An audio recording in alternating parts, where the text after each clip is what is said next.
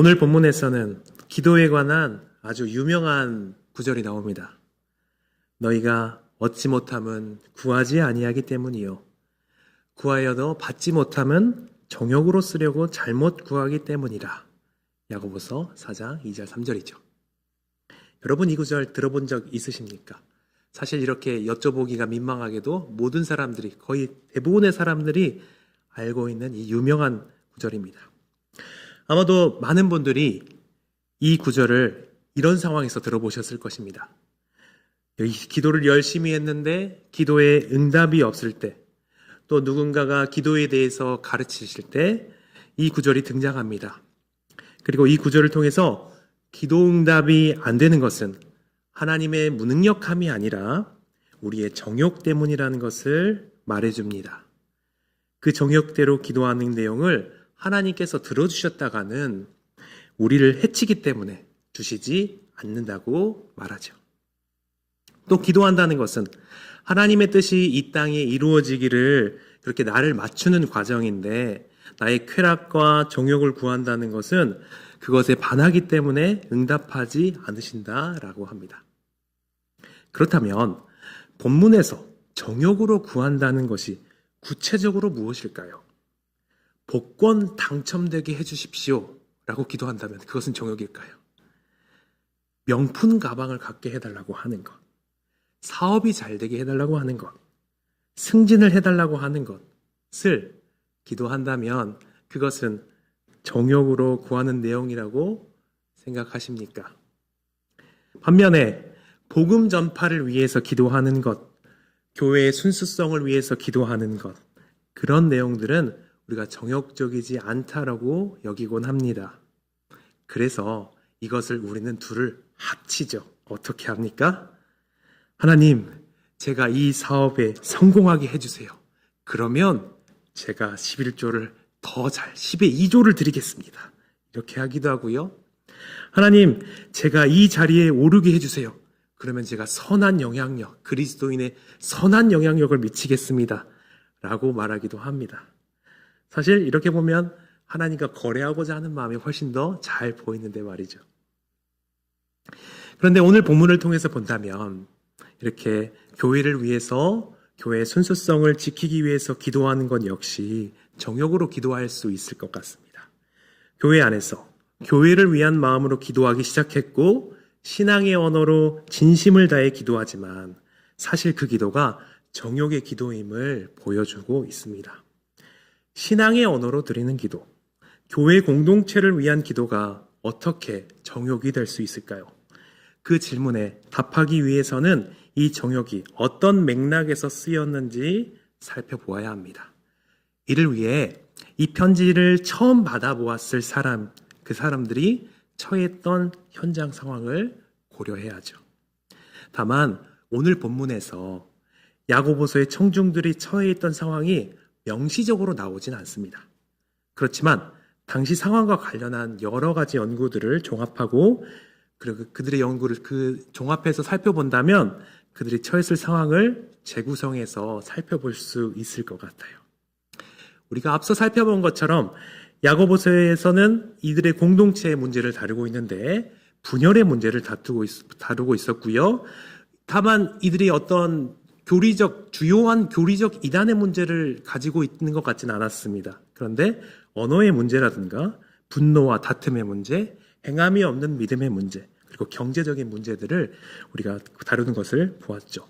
그리고 이를 통해서, 여러 가지 통해서 당시 이 본문이 주어졌을 당시의 상황을 한번 재구성해서 살펴보도록 하겠습니다. 우리가 잘 알죠. 우리가 새로운 것에 잘 적응하는 사람들이 있고 그렇지 못한 사람들이 있습니다. 어떤 이들은 사람들과 좋은 친화력을 가지면서 가까워지기도 하고 마치 몇 년 동안 아는 것처럼 가까워지기도 합니다. 반면에 어떤 사람들은 오래 있어도 낯을 가리고 가까워지지 못하는 사람들도 있습니다. 그리고 잘 알고 계시듯이 야고보서의 청중들이 바로 이런 상황에 좀 처해 있던 것 같아요. 이 청중들이 박해를 피해서 각지로 흩어진 디아스포라 유대인 그리스도인들이었어요. 그리고 흩어진 그곳에서 그들은 정착해서 적응해서 살아가야 했습니다. 교회 공동체 내에서도 그 사회에서 친화력이 좋아서 잘 적응하는 이들이 있었고 또 그렇지 못하는 이들도 있었을 것입니다. 그런데 이것은 굉장히 그 당시에 중요했습니다. 왜냐하면 당시는 능력만 있다고 성공하는 사회가 아니었습니다. 후원자와 피후원인의 관계가 있었습니다. 그러니까 무슨 말이냐면요. 단순히 실력만 뛰어나다고 해서 잘 살 수 있는 것이 아니라 그 지역에 유력자들이 있는데 그들이 후원인이 되어서 그 후원자들에게 잘 보여야지만 생업을 유지할 수 있었습니다. 그리고 이 과정에서 현지인들과 굉장히 원만한 관계, 특별히 그 유력자들에게 원만한 관계를 유지해야지만 경제활동을 잘 할 수 있었던 것이죠. 그러니 이 과정에서 현지인들과 원만한 관계를 맺었던 적응력이 좋은 그리스도인들은 자연스럽게 그 후원 관계에 들어가게 되었을 것입니다. 하지만 이방인이거나 복음을 모르는 유대인이었던 후원자들의 손길에는 명확히 대가가 뒤따랐습니다. 당시 후원 관계는 경제적 도움을 대가로 후원자의 가치관과 종교적 질서에 순응할 것을 요구하는 구조였어요. 따라서 그들이 그리스도인들에게 기대한 것은 기존 자기들의 사회 질서를 흔들지 않을 것에 대한 기대였겠죠.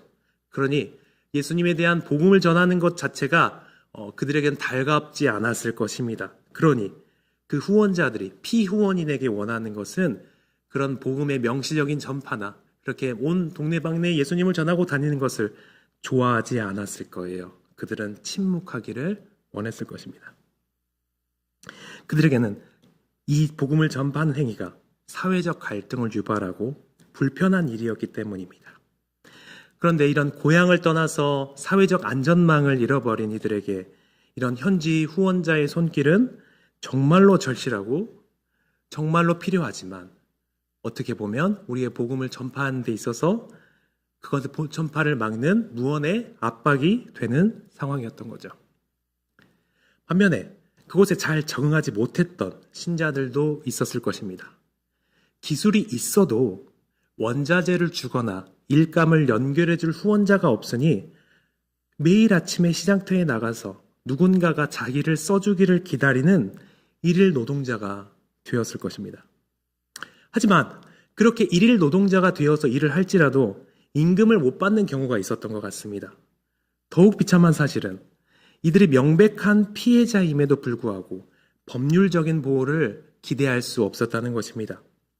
왜냐하면 당시 후원자가 지역 유력인이요, 단순히 경제적인 후견인뿐만이 아니라 법적에서 변호인 그리고 대변인 역할도 했기 때문에, 그리고 피후원자가 그것을 누렸기 때문에 그렇습니다. 그러니까 잘 적응하지 못했던 그리스도인들은 경제적 상황 또한 좋지 못했고 법적인 보호를 받지 못하는 그런 상황에 놓여 있게 되었던 것이죠. 그런데 문제는 여기서 나옵니다. 이들 모두가 교회에서 만난다는 것이죠. 예배를 드리러 회당에서 교회에서 만난다는 것입니다. 한쪽은 어떤 사람들이에요? 후원자의 그늘 아래서 어느 정도 경제 생활을 유지하는 이들이었을 것입니다. 그러나 무언의 사회적 압력에 그런 영향을 받아서 마치 타협하는 것처럼 보였을 그럴 신앙인이죠. 다른 한 부류는 지금 당장 끼니를 걱정할 가난한 이들이었을 것입니다. 그렇지만 가난하지만 이들은 신앙의 순수성을 유지하는 것처럼 보입니다. 그리고 이 두 부류가 마주 앉았을 때 아마도 언쟁과 다툼이, 분열이 있었을 것입니다. 아마도 적응하는 사람들은 이렇게 말했을 것입니다. 여러분, 일단은 우리가 이 땅에 뿌리를 내리고 살아야 될 것이 아닙니까? 우리가 굶어 죽거나 감옥에 가면 누가 복음을 전하겠습니까? 후원자에게 머리를 숙이는 것은 비굴한 것이 아니라 더 큰 하나님의 일을 위한 전략적인 인내이고 지혜입니다. 그렇게 고집만 피우는 것은 공동체를 위험에 빠뜨리는 무책임한 태도가 아닙니까? 라고 말했을 것입니다. 그러면 미적응자라고 말할게요. 미적응파들은 어떻게 말했을까요? 당신들은 지금 복음을 팔아서 안락함을 사고 있습니다. 우리가 박해를 피해 여기까지 온 이유가 무엇입니까? 당신들은 세상과 타협하고 있습니다. 라고 말했을 것이죠. 여러분은 어떻게 생각하십니까? 누구의 말이 더 맞는 것처럼 느껴지십니까? 이 둘 다 나름의 이유가 있고 논리가 있습니다. 우리는 그렇지만 타협하지 않는 이들이 당연히 더 옳다라고 생각하는 경향이 있죠.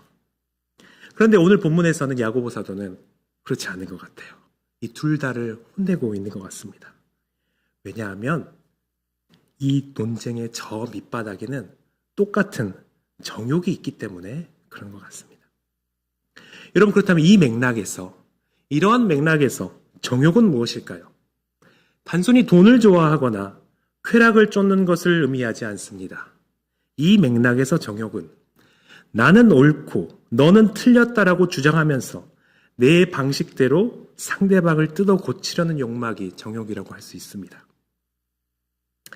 적응파의 정욕은 자신의 타협을 합리화하기 위해서 가난한 이들의 고결함을 미련함으로 만들었죠.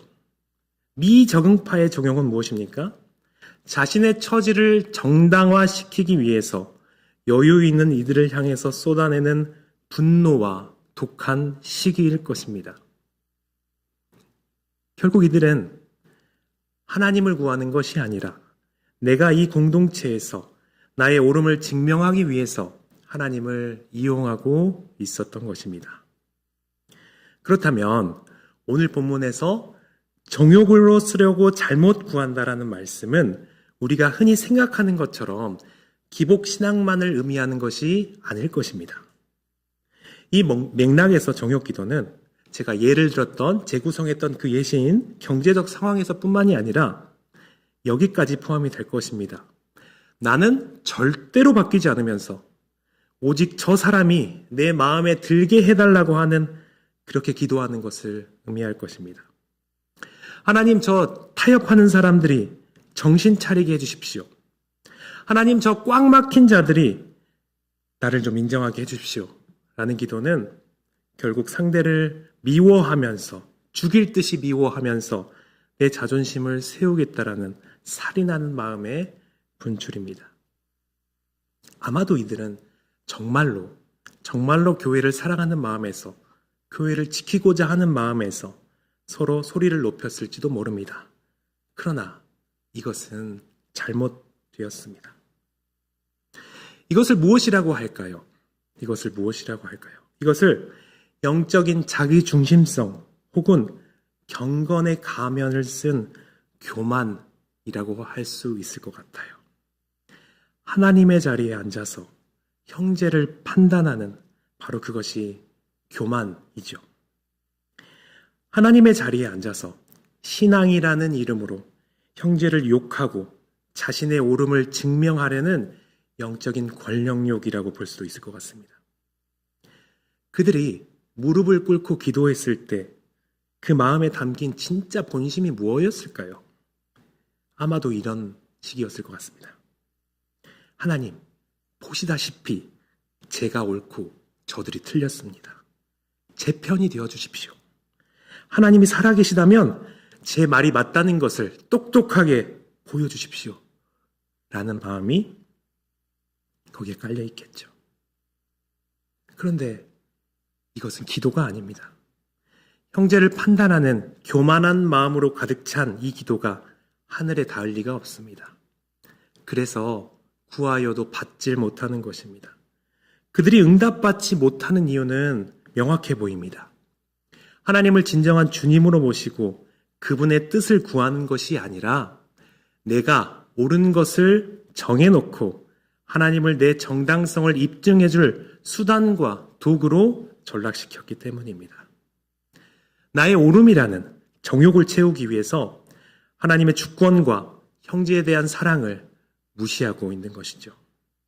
그리고 내가 주인이 되어서 형제를 판단하고 있으면서 입술로는 하나님의 이름을 부르는 이 모습을 보고 야고보 사도는 아주 충격적인 단어로 규정합니다. 우리 4절인데요. 우리 4절을 함께 읽어보도록 하겠습니다. 자, 시작.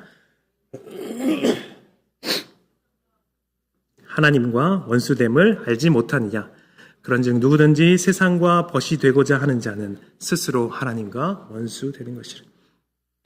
여러분, 왜 갑자기 간음이라는 단어가 등장할까요? 여러분, 간음이 무엇입니까? 몸은 남편과 함께 있는데 마음은 다른 남자에게 가 있는 상태를 의미하죠. 지금 이 공동체의 사람들의 상태가 딱 그렇습니다. 몸은 교회 안에 있습니다. 기도의 생활도 있고 기도의 언어도 사용합니다. 그런데 그들의 마음이 진짜로 원하는 것은, 진짜 만족은 하나님이 아니라 상대방을 굴복시키는 승리와 세상의 안락함에 가깝습니다. 그리고 이 세상의 방식을 교회로 가지고 오니 이것을 세상과 벗됨이라고 부르고, 더 나아가 하나님을 배신한 간음이라고 말한 것입니다. 이것을 자세히 보자면 우리가 앞서 살펴본 적응파와 미적응파 모두 겉으로는 신앙의 논리를 내세웠지만 실상은 이 두 마음으로 분열이 되어 있습니다. 한쪽은 세상의 안전망, 그러니까 후원자를 놓치기 싫어서 신앙을 적당히 타협하면서 하나님과 세상을 동시에 붙잡으려 하였고, 다른 한쪽은 영적인 우월감을 포기하기 싫어서 형제를 정죄하면서 하나님과 자기의 의를 동시에 붙잡으려 한 것입니다. 하나님을 사랑한다라고 말하면서, 교회를 사랑한다라고 말하면서, 교회를 위한다라고 말하면서 동시에 내 자존심과 내 유익을 포기하지 못하는 상태, 이들은 마치 두 마음을 가진 것처럼 싸우고 있는 것 같습니다. 결국 이들은 하나님 한 분만으로 만족하는 온전한 마음이 아니라 하나님도 필요하고 내 정욕도 필요한, 포기할 수 없는 그런 마음을 가지고 있었던 것입니다. 여러분, 마음이 둘로 나뉘어져 있다면 결국 그 인생은 흔들릴 수밖에 없습니다. 우리가 1장에서 야고보 사도가 경고했듯이 두 마음을 품은 사람은 정함이 없기 때문에 그렇습니다. 그런데 여러분, 우리가 이렇게 두 마음을 품고 하나님과 세상 사이에서 갈팡질팡할 때 하나님의 마음은 어떠실까요? 아마도 노하시고 우리를 치시는 것이 당연할 것입니다. 그런데 정말로 놀랍게도 이런 우리들에게 하나님은 무엇이라고 말씀하십니까? 이런 우리를 하나님께서는 사랑하신다라고 말합니다. 우리 4절과 5절인데요. 같이 읽어보겠습니다. 자, 시작. 너희는 하나님이 우리 속에 거하게 하신 성령이 시기하기까지 사모하신다는 말씀이 헛된 줄로 생각하느냐? 그러나 더욱 큰 은혜를 주시나니 그러므로 일렀을 때 하나님이 교만한 자를 물리치시고, 우리가 나의 오름이라는 정욕의 눈이 멀어서 형제를 판단하고 내 자존심을 지키기 위해서 교회 안에서 세상의 방식을 휘두를 때 하나님은 그저 먼 발치에서 우리를 심판하는 분이 아니십니다. 그분은 놀랍게도 우리를 보시며 질투하십니다. 놀랍게도요. 이 질투는 유치한 감정이 아닙니다. 이것은 당신의 신부를 절대로 빼앗기지 않으려는 남편의 마음이면서 자신의 형상대로 지음을 받은 자녀가 스스로 파괴하는 것을 볼 수 없는 아버지의 마음이기도 합니다. 하나님은 왜 이렇게 이토록 우리를 보며 시기하시겠습니까? 바로 우리의 마음속 깊은 곳에 오직 하나님만 앉으셔야 할 그 보좌에 나의 의로움이라 하는 우상을 앉혀주었기 때문에 그렇습니다. 형제를 미워하면서 마음으로 죽이고 있는 우리의 모습을 보실 때 하나님의 마음은 찢어지십니다. 우리가 세상의 인정이나 내 자존심이라는 그런 더미에서 만족을 찾으려 할 때 하나님은 시기하기까지 우리를 원하십니다. 이렇게 마치 말씀하시는 것 같습니다. 왜 나만으로 충분하지 않느냐? 왜 내가 준 평안이 아니라 네가 스스로 증명한 그 초라한 오름에서 안식을 찾으려 하느냐라고 우리에게 말씀하시는 것 같습니다. 동역자 여러분, 우리가 이 두 마음을 품고 하나님과 세상 사이에서 갈팡질팡하고 있음에도 불구하고 하나님이 여전히 우리를 붙들고 계시는 이유는 단 하나입니다. 이 시기하기까지 우리를 포기하지 못하시는 그 지독한 사랑 때문입니다. 우리가 하나님을 배신한 이 가늠한 여인처럼 행동할 때조차 그분은 우리를 향한 사랑을 거두지 않으십니다. 하나님의 시기는 무서운 독점력이 아니라 우리를 다시 살리려는 구원의 열망 같습니다. 우리의 정욕보다, 우리의 교만보다 그분이 우리를 시기하기까지 하는 그 열심이 더 크기 때문에 야고보 사도는 바로 그 다음 구절에서 그러나 더욱 큰 은혜를 주시나니라고 선포할 수 있었던 것입니다. 우리가 아무리 자신을 높이려고 애써도 실패할 수밖에 없지만 우리를 시기하기까지 사랑하시는 그분 앞에 우리의 마음을 던질 때 우리는 이 정욕에서 벗어날 수 있는 것입니다. 그래서 야고보 사도는 이제 우리에게 그 사랑을 받는 우리가, 그런 큰 사랑을 받는 우리가 정욕에서 돌이키는 구체적인 방법, 하나님께로 돌아가는 10가지 명령을 선포합니다. 이 명령들은 우리를 혼내기 위한 매가 아닙니다. 우리를 시기하기까지 사랑하시는 하나님께 돌아가는 회복의 방법입니다.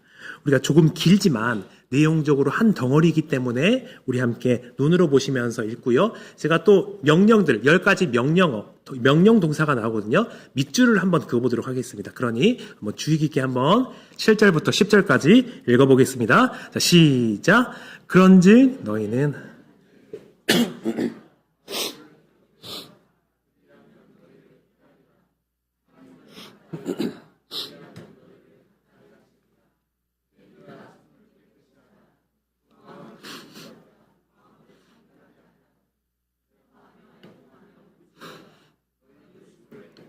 너희 즐거움을 근심으로 바꿀지어다. 주 앞에서 낮추라. 그리하면 주께서 너희를 높이시리라. 아멘. 여러분 7절부터 10절까지 총 10개의 명령 단어가, 명령 동사가 있습니다. 사실 근데 이것은 각기 다른 명령이 아닙니다. 하나의 명령이지요. 바로 회개하여 겸손하라는 명령입니다. 두 마음으로 찢어진 우리 인생을 다시 하나님께로 돌이키는 방법에 대해서 말하고 있습니다. 이것을 3가지 결단으로 묶어서 여러분과 나누고자 하는데요. 첫 번째는 다시 줄을 서라입니다. 자, 한번 표시 한번 해볼까요? 우리 7절과 8절 상반절에서는 이렇게 나옵니다. 복종하라, 대적하라, 가까이 하라, 이렇게 명령합니다. 이렇게 10가지 명령어가 나오는데 복종하라, 대적하라, 가까이 하라, 이렇게 나옵니다. 이거는 두 마음을 하나님께 온전히 향하기 위해서는 내 인생의 주권을 주님 앞에 포기해야 되는 것을 의미합니다. 우리는 하나님 앞에 복종해야 됩니다. 이것은 어떤 의미냐면 군대에서 지휘관 권위 아래에서 부대를 배치하는 것을 의미하는데, 다시 말해서 하나님의 자리에 앉아서 형제를 판단하던 교만을 끝내야 한다는 것입니다. 그리고 바로 이 과정에서 마귀를 대적하는 것이 필요합니다. 마귀는 본질적으로 분열시키는 자로서 이 마귀는 처음부터 하나님과 인간 사이를 이간질했고 사람과 사이를 분열시킵니다. 이 마귀는 우리를 세상의 가치관으로부터 유혹해서 형제를 미워하게 만들고 내 자신의 의로움을 주장하게 만듭니다. 그러니 하나님께 복종하고 마귀를 대적하고 하나님을 가까이 하라는 것은 이 세속화의 유혹을 거부하고 거스르고 저항하고 견뎌내라는 것입니다. 오히려 그렇게 판단하고 정죄하는 내가 하나님의 자리에 앉진 않았는지, 마귀의 유혹을 받진 않았는지 확인하고 하나님께 가까이 가야 된다고 말하고 있는 것입니다. 두 번째로 안과 밖을 모두 씻어내라입니다. 우리 8절 하반절을 보면요, 손을 깨끗이 하라, 마음을 성결하게 하라, 이렇게 두 명령어가 나옵니다. 이것은 구약의 제의적인 표현으로 우리가 하나님 앞에 선자로서 마치 제사장처럼 정결하고 깨끗해야 함을 의미합니다. 우리가 고질적인 질병을 가지고 있는데 그것은 두 마음입니다. 하나님을 사랑한다라고 말하지만 실제로는 세상이 주는 힘과 내 유익을 동시에 붙들고 싶어하는 영적인 분열 상태입니다. 야고보 사도는 명령합니다. 손과 마음을 씻어내라고요. 겉으로 드러나는 타협적인 행동만 고치는 것은 위선이라고 할 수 있겠죠. 반대로 마음은 거룩한 척하면서 행동은 여전히 정욕을 따르는 것은 기만이라고 할 수 있을 것입니다. 그러니 내면의 동기와 외면적 삶이 오직 하나님께만 향하도록 이 찢어진 마음을 성결하게 하는 결단이 필요합니다. 세 번째로 이제 마지막 동사를 다 밑줄을 그어보도록 하겠습니다. 9절부터 10절까지 5개의 명령 동사가 나오는데요. 자, 첫 번째가 슬퍼하라 이렇게 나오는데 우리 본문에서는 슬퍼하며 애통하며 울지어다 돼 있지만 이게 하나씩 다 하나의 동사입니다. 그래서 슬퍼하라, 그리고 애통하라, 울지어다, 그리고 웃음을 애통으로 바꾸라, 그리고 마지막으로 낮추라, 이렇게 5개의 명령 동사가 나옵니다. 이것은 결국 한 가지를 말합니다. 네 지금 상태가 얼마나 잘못되었는지 보라는 것입니다. 이러한 표현들은 구약에서 그리고 예수님의 말씀에서 대표적으로 회개하라라는 의미를 지닌 표현들입니다. 특히 9절에서 나오는 이 세 단어는 구약의 예언자들이 이스라엘의 패역함을 보고 보였던 감정들입니다. 남을 판단하는 자리에 있으면 내 죄는 보이지 않습니다. 저 사람이 문제야 라고 말하던 나를 보고 슬퍼하고 애통해야 하라는 것입니다. 하나님, 저 형제가 문제가 아니라 그를 정죄하며 의로움을 얻으려 했던 제 정욕이 더 문제입니다 라고 고백하라는 것입니다. 하나님 앞에 내가 얼마나 죄인인 것을 깨닫고 스스로 겸손히 낮추는 것을 의미하는 것입니다. 정리하자면 회개하고 겸손하라는 것입니다. 이것이 의미하는 것은 내가 옳으니 나의 권리를 주장해도 된다라는 그 생각을 거절하는 겁니다. 저 사람만 없다면 우리 교회가 아주 괜찮아질 것이라는 그 생각을 버리라는 겁니다. 다른 사람들을 바뀌게 해달라고 하지 말고 내가 바뀌라는 겁니다. 겸손하라는 것은 저 사람만 없다면, 저 사람만 바뀐다면 이라고 하지 말고 내가 어떻게 바뀌어야 하는가를 보라는 것입니다. 우리는 흔히 공동체의 평화가 깨진 이유를 외부의 문제나 저 사람의 성격에서 찾으려 합니다. 하지만 오늘 본문 1절은 전쟁의 발원지가 어디라고 말합니까? 바로 너희 지체 중에 싸우는 정욕입니다. 다시 말해서 내가 저 사람 때문에 괴롭다라고 말하는 그 싸움의 실체는 사실 내 안에서 있는 그 정욕의 결과물이라는 뜻입니다. 여러분, 만약 가정해 볼까요? 내가 생각하는 저 사람이 바뀌었습니다. 그렇다면 우리 안에 전쟁이 끝날까요? 아닙니다. 내 안에 정욕이 살아있는 한 우리는 또 다른 저 사람을 찾아내서 다시 다투기 시작할 것입니다. 그래서 야고보 사도는 9절에서 슬퍼하며 애통하며 울지어다라고 명령합니다. 이 눈물은 저 사람의 잘못을 보고 흘리는 한탄의 눈물이 아닙니다. 하나님을 내 정당성을 위한 도구로 이용하려 했던 내 마음을 보며 흘리는 눈물이어야 합니다. 형제를 미워하면서도 그것을 교회를 사랑하는 마음이라고 포장해 왔던 내 영적인 간음을 보고 통곡하라는 것입니다. 이제 우리는 시선을 옮겨야 합니다. 하나님, 저 사람을 바꾸어 주십시오 라는 기도를 멈추고 하나님, 하나님의 자리에 앉아 형제를 판단했던 저를 용서해 주십시오. 제 안에 두 마음을 씻어 주십시오. 저 사람이 아니라 저를 바꾸어 주십시오라고 기도해야 합니다. 내가 주 앞에서 철저히 낮아질 때 내가 바뀌어서 하나님의 통치 아래 복종할 때에 비로소 공동체의 싸움은 멈추고 하나님이 주 되시는 일이 시작될 것입니다. 우리의 모습은 어떨까요? 마치 우리도 이런 마음이 있는 것 같습니다. 교회에서 선한 일 하면서 봉사하면서 이와 같은 마음을 가질 수 있죠. 분명히 시작은 주님의 몸된 교회를 소중히 여기는 마음에서 시작합니다. 그러나 어느새 우리의 그 패역한 마음이 작동합니다. 내가 세운 기준대로 되기를 바라고 내 열심에 네 열심히 인정받아야지만 직성이 풀립니다. 그것이 만약 이루어지지 않는다면 하나님, 저 사람 때문에 힘들어서 못하겠어요. 저 사람 좀 바꿔주세요. 라고 할 때가 많죠. 또 우리 작은 공동체, 우리 가정 공동체에서도 마찬가지입니다. 가정에서 우리는 배우자와 자녀들을 향해서 혹은 부모님과 친척을 향해서 이렇게 생각하기도 합니다. 하나님, 저 사람은 도대체 왜 저럽니까? 저 사람 성격 좀 고쳐주십시오. 저 사람 신앙 좀 똑바로 서게 해주십시오.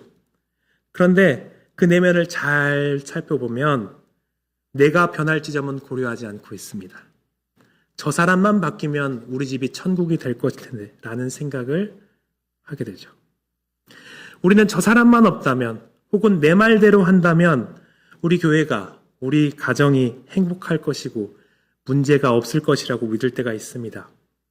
하지만 우리가 반드시 고려해야 할 점은 내 안에 이런 정욕을 조심하지 않는다면 이런 시기와 다툼은 언제나 지속될 것이라는 점입니다. 우리는 언제나 불만족스럽고 언제나 못마땅할 것입니다. 말씀을 정리하겠습니다. 오늘 우리는 정욕이라는 단어를 통해서 우리 내면의 마음을 마주했습니다. 우리는 그동안 교회를 위해서, 가정을 위해서라고 말해왔지만 실상은 내가 옳다는 것을 증명하려는 정욕의 농기가 되어서 형제를 정죄하고 있지는 않았습니까? 하나님을 내 주인으로 모시는 것이 아니라 내 정당성을 입증해줄 도구로 이용하면서 영적인 간음을 저지르고 있지는 않았습니까? 이 지독한 자기 중심성 앞에서 우리는 절망할 수밖에 없습니다. 내 힘으로는 이 찢어진 두 마음을 합칠 능력이 없기 때문입니다. 하지만 바로 그 절망의 자리에서 오늘 6절에서 이렇게 말하죠. 그러나 더욱 큰 은혜를 주시나니 그 우리의 패역함보다 더 큰 은혜가 있습니다. 우리의 죄가 깊고 정욕이 아주 질기지만 하나님의 은혜는 그것보다 더 크고 넓습니다.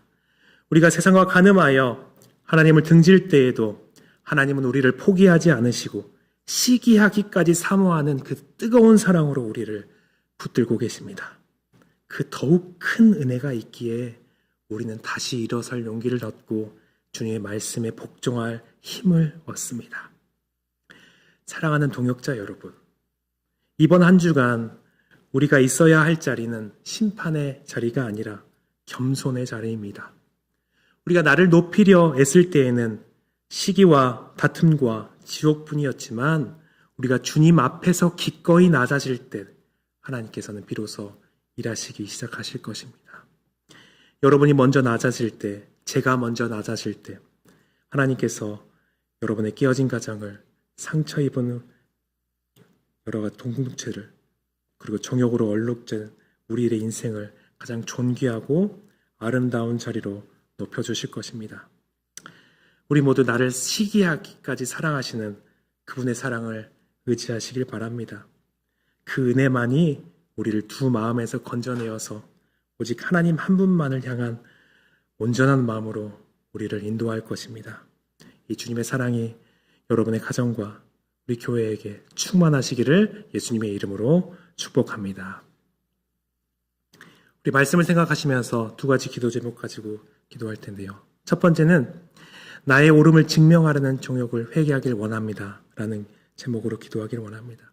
우리가 하나님의 자리에 앉아서 신앙과 교회라는 이름으로 형제를 판단하고 정죄했던 나의 교만을 회개하오니 내 안에 두 마음을 씻어주시고 오직 주님의 통치 안에서 온전히 복종하게 하소서라고 기도하시고요. 두 번째로 나 자신을 낮추는 겸손과 하나님의 은혜 간구를 위해서 기도하기를 원합니다. 상대를 바꾸려 하기보다 시기하기까지 우리를 사모하시는 하나님의 더욱 큰 은혜를 의지하며 가정과 공동체에 하나님이 주시는 참된 회복을 경험하게 해주십시오 라고 함께 기도하겠습니다. 우리 말씀을 생각하시면서 또 생각하시는 것 가지고 함께 기도하겠습니다. 살아계신 하나님 아버지, 주님께서 우리를 사랑하셔서 하나님의 자녀로 삼아주시고 특별히 교회 공동체로 우리를 불러주셨습니다. 그 가운데서 우리가 형제를, 내 이웃을 나처럼 나와 같이 함께 사랑해야 하지만 사실 우리는 그렇게 하지 못하며 내 자신의 옳음만을 더욱더 주장하려는 마음을 보이고 있습니다. 하나님 아버지, 이런 패역한 우리를 용서하여 주시옵소서. 주님, 여러 가지 것들로 우리를 포장하며 하나님 앞에 우리의 옳음을 자랑하려 했고 내 형제 앞에 옳음을 자랑하려 했던 우리를 회개하오니 우리를 용서하여 주시옵소서. 또한 무엇보다도 주님, 내 자신을 낮추는 겸손과 하나님께서 우리를 사랑하시는 그 사랑을 힘입어서 그 겸손을, 주님 앞에 드리는 겸손을 하여 주시옵소서. 형제 앞에 이를 판단하지 않는 우리의 겸손을 갖게 하여 주시옵소서. 살아계신 하나님 아버지, 주님, 우리가 여러 가지 가면들을 가지고 포장들을 가지고 우리의 정욕을 포장했던 것을 고백합니다. 주님, 나의 옳음을 증명하고자, 내가 더 나음을 증명하고자 여러 가지 것들로 주장하였고 또 그것을 다른 사람들에게는 너무나도 좋은 것으로 포장했던 것을 회개합니다. 하나님, 형제를 판단하고 정죄했던 저의 교만을, 우리의 교만을 용서하여 주시옵소서. 내 안에 있는 두 마음을 씻어 주시옵소서. 주님의 통치 앞에 온전히 낮추게 하여 주시옵소서. 상대를 바꾸려 하기보다는 시기 하기까지 사모하시는 그 주님의 사랑을 힘입어서 내가 먼저 바뀌고 내가 먼저 사랑하고 내가 먼저 화평케 하는 우리가 되게 하여 주시옵소서. 예수님의 이름으로 기도드립니다.